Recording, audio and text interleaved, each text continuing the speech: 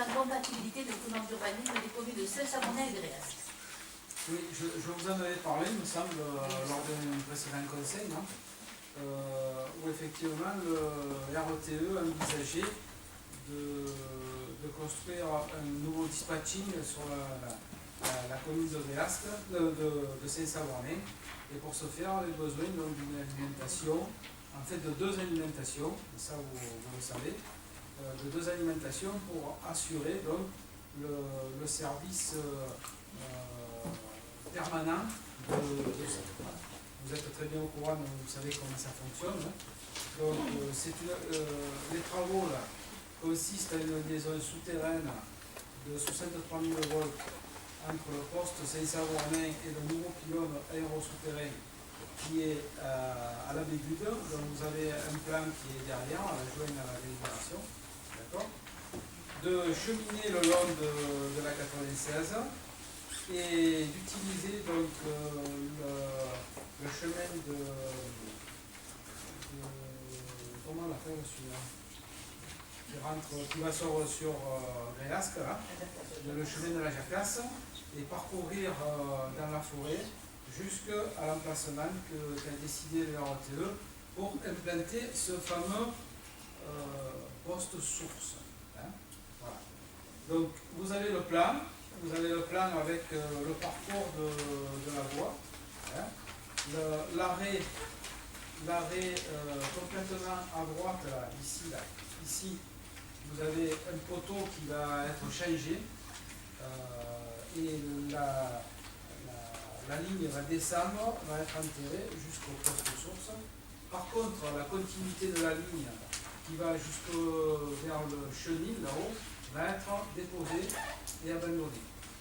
D'accord, voilà. Je crois que je vous ai dit l'essentiel.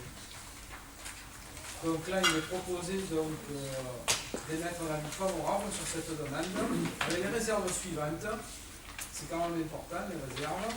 L'implantation de la liaison souterraine sur l'impasse de la Jacasse devra recevoir l'avis préalable favorable des services techniques municipaux. L'obtention des accords des propriétaires éventuellement concernés par la mise en place des servitudes, et enfin, la prise en compte de la réflexion communale sur la suppression du débouché actuel du chemin de Réasque à Fribourg sur la 96 et son raccordement ultérieur au chemin de Saint-François, sous réserve de la faisabilité technique de financière. En fait, c'est essayer d'avoir qu'une sortie sur la 96 plutôt que d'avoir la sortie du chemin de Réasque à Fribourg dans un endroit qui est quand même dangereux. Voilà.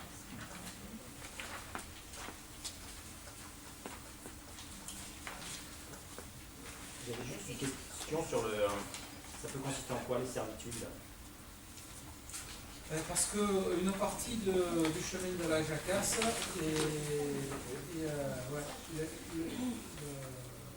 une partie du chemin de la Jacasse est communale, mais il y a quand même les servitudes avec la commune pour tout ce qui est très fort. Hein, donc, la ligne, on prend le servitude. Il arrive que des propriétaires s'opposent, ne soient pas d'accord. Alors, si c'est déclaré d'utilité publique, nous on émet un avis favorable.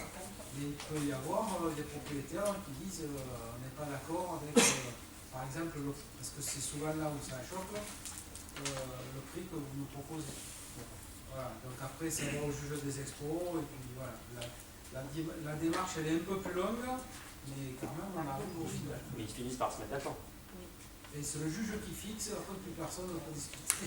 Oui, mais non, enfin, quand on dit ça, on a l'impression que s'il y a un Fuvelin qui n'est pas d'accord, vous rangez derrière cet avis-là en disant nous on n'est pas favorable parce que lui n'est pas d'accord. Non, mais sous réserve l'obtention des accords. Vous voyez ce que je veux dire? Ça peut être considéré comme il y en a un qui bloque, entre guillemets, et donc du coup nous on n'est pas favorable si y en a un qui... C'est peut-être mal libellé. Non, c'était pas ça ma question, mais c'était surtout le fait de... Enfin, je ne vois pas bien comment un projet comme ça peut être bloqué par une personne qui ne serait pas d'accord. Pour le coup, ça se traite de... C'est pas le cas. Oui. Il se met d'accord via le tribunal sur le montant. Est-il encore quelques questions? Nous passons de vote.